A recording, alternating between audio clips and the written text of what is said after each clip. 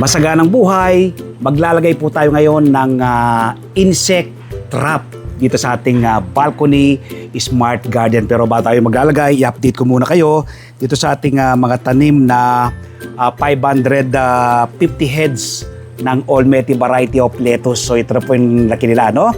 So 16 days pa lang po sila mula nung may load dito sa ating garden. Napakagaganda na po nila. Ipapakita ko po sa inyo, halos pantay-pantay po yung kanilang laki.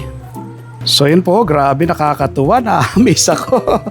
At makikita po nyo, luntian, green na green sila. Ibig sabihin po, maganda po yung nutrient solution natin ginagamit. No? Ito pong ating 550 heads na Olmeti variety of lettuce na ito ay courtesy of Alfreyas Garden, si Sir Fernando Algozo. Maging pong ating ginagamit na nutrients, na Nutrihydro, ay galing din po sa kanya. No?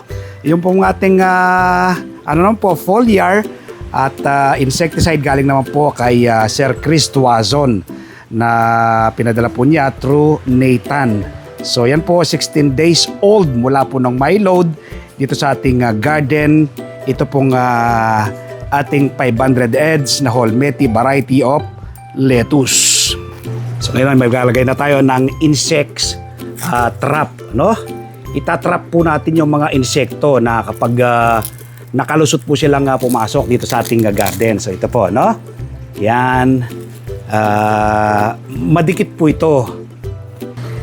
Dito po natin sila ilalagay. Naglagay po ako ng alambre dito sa sulok. So ayan, tatanggalin po natin yung pinaka plastic niya, no? Plastic po kasi yan. Ayan. So may plastic po. Magkabila po yan ay madikit po siya. Yan. So ngayon nalagay na po natin dito sa ating alambre na aking nilagay. Isasabit nyo lang po ng ganito, no? Para po mas hindi siya, bagamat madikit po yan, dapat po ilagyan natin ng anong tawag dito? Ngayon i-stapler po natin para po hindi matanggal, ano? So sa magkabilang gilid po natin i-stapler. Dito. Yan. Sa kabilang side. Yun. So magkabila po yan, may dikit siya, no? Yun, nakaisang lagay na tayo, no? Lahat po ng gilid ay lalagyan natin. Naglagay na ako ng alambre sa bawat gilid ay tigtatatlo yung ating ilalagay. Ano po bang purpose nito? Nang sa ganon, kapag meron pong nakalusot na insekto, no? Dito po sa ating loob ng ating greenhouse, una matetest po natin yung ating trap, ano, kung anong klaseng insekto sila, no? Kasi dadapo dyan, pag dumapo dyan, hindi na po makakaalis hanggang mamatay niya, no? Mamatay na sila.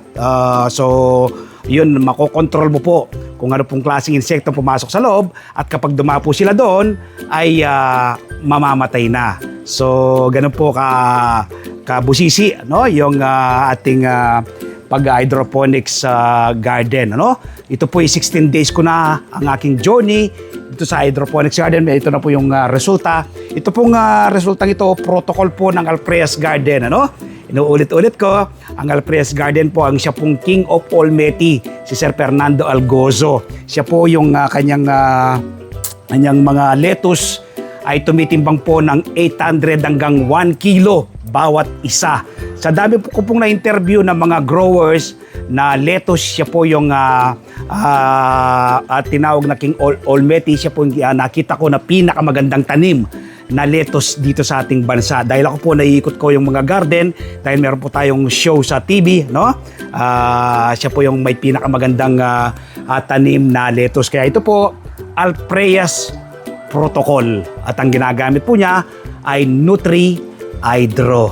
So, invite ko po kayo this coming Sunday. Panoorin po na yung aking TV show na Masaganang Buhay. Alas 7 hanggang alas 8 ng umaga sa 1PH Signal TV, Channel 1 ng TV5. Napapanood po sa RPTV, YouTube at Facebook. Kapag araw po ng Martes, meron po akong column sa Filipino Star ngayon. Isinusulat ko po sa aking column ang iba't ibang do-it-yourself tips at iba pang sekreto sa pagsasaka sa Facebook page, Facebook profile, TikTok. Nagbabahagi rin po tayo ng kaalaman.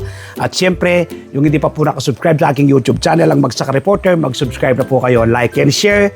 click the bell button sa ganun. Ma-inform po kayo kapag may bagong video upload, video tutorial upang ma-share ko po sa inyo ang pahiram na talento ng ating Panginoon. Pakinabang po ba? May natutunan po ba kayo ngayong araw sa inyong magsasaka reporter kaugnay po ng paglalagay ng insect trap sa ating loob ng ating garden?